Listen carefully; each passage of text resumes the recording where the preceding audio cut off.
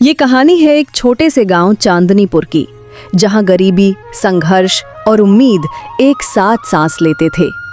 इस गांव में रहते थे रमेश और सुनैना, दो ऐसे इंसान जिन्होंने अपनी सच्चाई और मेहनत से किस्मत को बदल दिया। गांव की सुबह मिट्टी की खुशबू और मेहनत की आवाज़ से शुरू होती थी।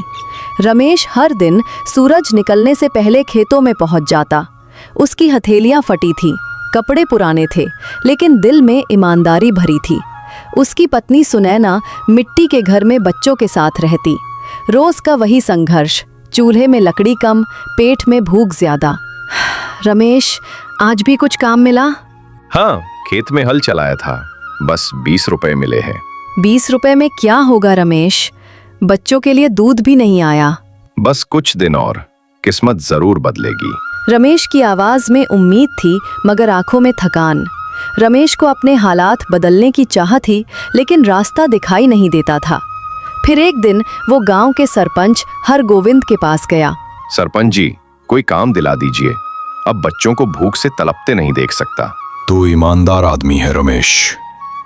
मेरी खदान में मजदूर चाहिए, मेहनत कर, रोजगार मिल जाएगा।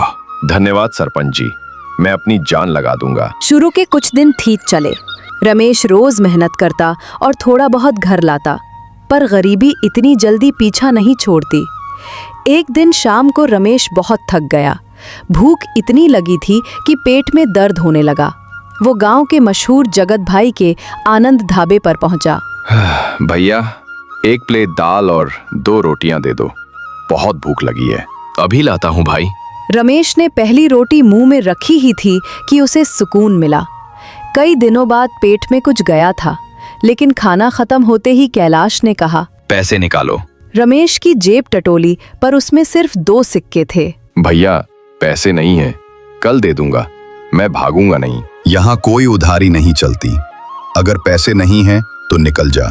रमेश ने विनती की, पर जगत और उसका साथी बिल्लू उस पर टूट पड़े। लोग देखते रहे, कोई आगे नहीं आया। थका हुआ रमेश सड़क पर गिर पड़ा। लहूलुहान था, मगर उसकी आत्मा अभी टूटी नहीं थी। रात को घर लौटा तो सुनैना ने देखा उसके कपड़े फटे हैं। क्या हुआ रमेश? भूख लगी थी, ढाबे पर खाना खाया, पैसे नहीं थे, उन्होंने पीट दिया। हम गरीब है रमेश, लेकिन बेइज्जत नहीं।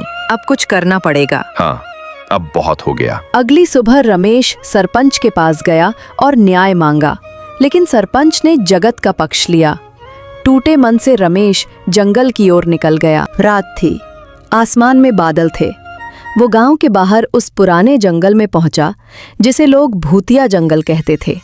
वहां एक पेड़ के नीचे एक अजीब आदमी खड़ा था, चेहरा शांत पर आंखें रहस्यमयी। क्यों परेशान हो रमेश? आप मेरा नाम कैसे जानते हैं? मैं जानता हूं कि तू भूखा है, लेकिन दिल से नेक है। ले, ये थाली रख ले। ये जादुई थाली है, इसमें जो खाना तू मांगेगा वही मिलेगा। रमेश चौंक गया। ये सच है? सच है, पर याद रख, अगर तू कभी किसी से 10 रुपए से ज्यादा लेगा तो थाली का जादू हमेशा के लिए खत्म हो जाएगा। ये कहकर वो आदमी गायब हो गया। रमेश ने थाली को घर लाकर सुनैना को दिखाई। वो पहले तो डरी, फिर जिज्ञासु हो गई। देखो सुनैना, अगर ये सच हुआ तो अब कोई भूखा नहीं रहेगा। थाली, मुझे दाल, चावल और रोटियां चाहिए। अचानक थाली में गर्मा गर्म खाना प्रकट हो गया। हे भगवान, ये तो सच में जादू है।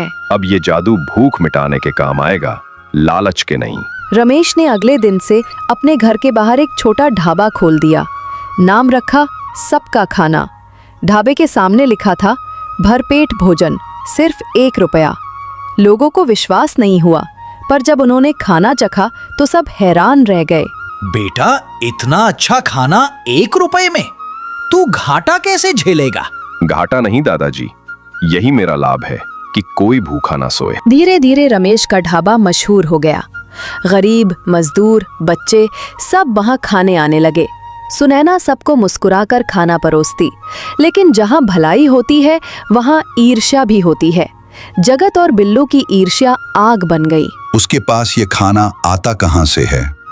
जरूर कोई जादू है। चलो, आज रात पता लगाते हैं। रात के अंधेरे में दोनों रमेश के घर पहुंचे। उन्होंने देखा रमेश सो रहा है, थाली पास रखी है। उन्होंने कहा, थाली हमें मटन करी दे, पर थाली शांत रही। अरे ये काम क्यों नहीं कर रही? इतने में सरपंच हरगोविंद आ गया। वो सब सुन चुका था। रुको, चोरी और जादू का मिला जुला खेल, शर्म नहीं आती? पुलिस बुला ली गई। जगत और बिल्लो गिरफ्तार हो गए। सच की जीत हमेशा होती है। रमेश की ईमानदारी गांव के लिए मिसाल बन गई। अब गांव के लोग कहते, रमेश भाई सिर्फ खाना नहीं देते, वो इज्जत देते हैं।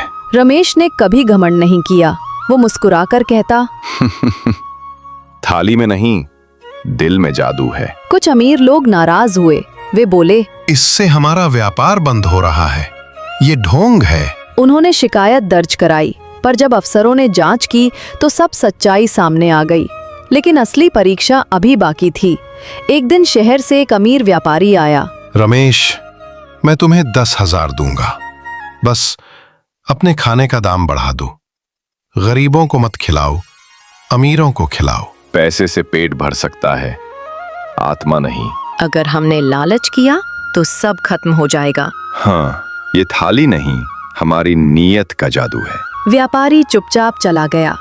धीरे धीरे सबका खाना पूरे जिले में प्रसिद्ध हो गया। लोग कहते, जहाँ रमेश और सुनैना है वहाँ भूख हार जाती है। अब वहाँ बच्चे बैठकर पढ़ाई करते, बुजुर्ग बातें करते और औरतें हंसती थीं।